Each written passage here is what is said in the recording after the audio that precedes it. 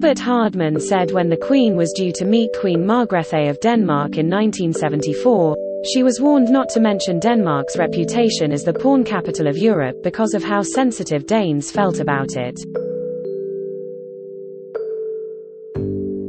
Britain's monarch was advised to steer clear of the topic, according to Mr Hardman, who was speaking during an appearance at the Daily Mail Chalke Valley History Festival.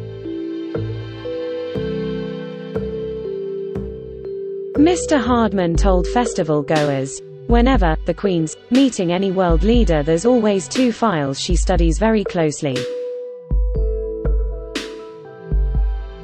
One is called personality notes and the other topics to be avoided.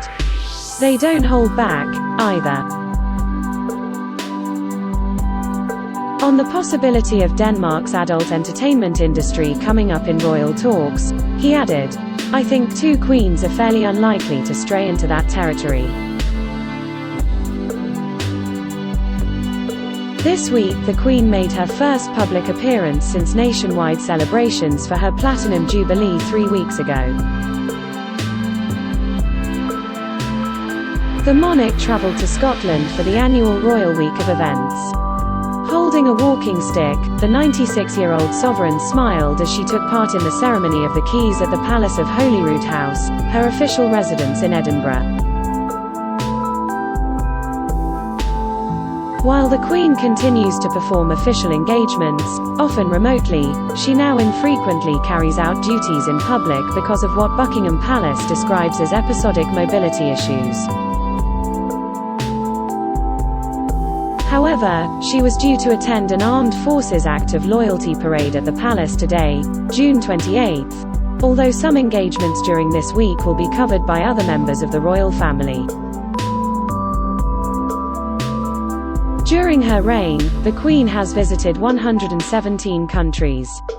Her last trip overseas was in 2015 to Malta, where she lived between 1949 and 1951 while Prince Philip was stationed there with the Royal Navy.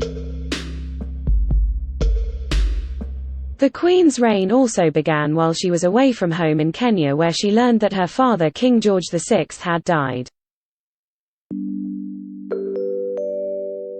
After acceding the throne, the Queen spent 6 months touring the Commonwealth, covering 44,000 miles and including trips to Australia, New Zealand and the West Indies.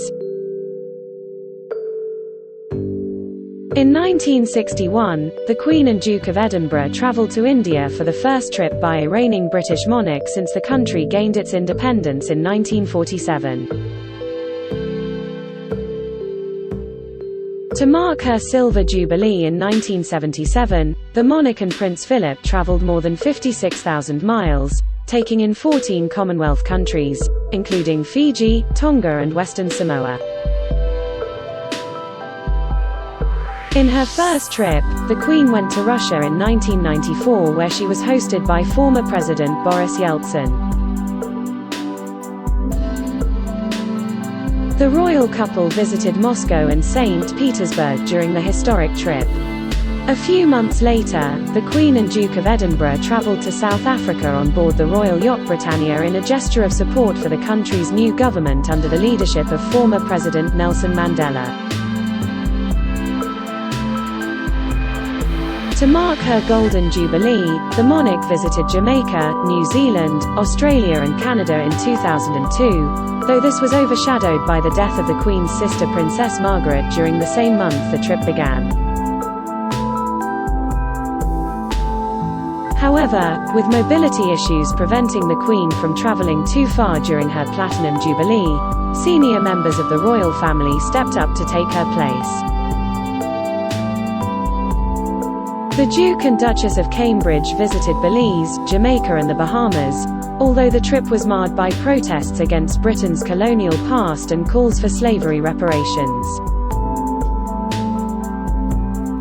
Edward, Earl of Wessex, and Sophie, Countess of Wessex, were due to visit Antigua and Barbuda, Grenada, St. Lucia, and St. Vincent and the Grenadines. But the couple scrapped the stop in Grenada on the advice of the country's government and Governor-General. Princess Anne, the Princess Royal, and her husband Sir Timothy Lawrence also visited Papua New Guinea to mark the Queen's 70 years on the throne. Related articles: Brexit Live. Truss skewered as New Deal danger pinpointed Jeremy Vine. Host stark warning about COVID as he battles symptoms the EU's fault.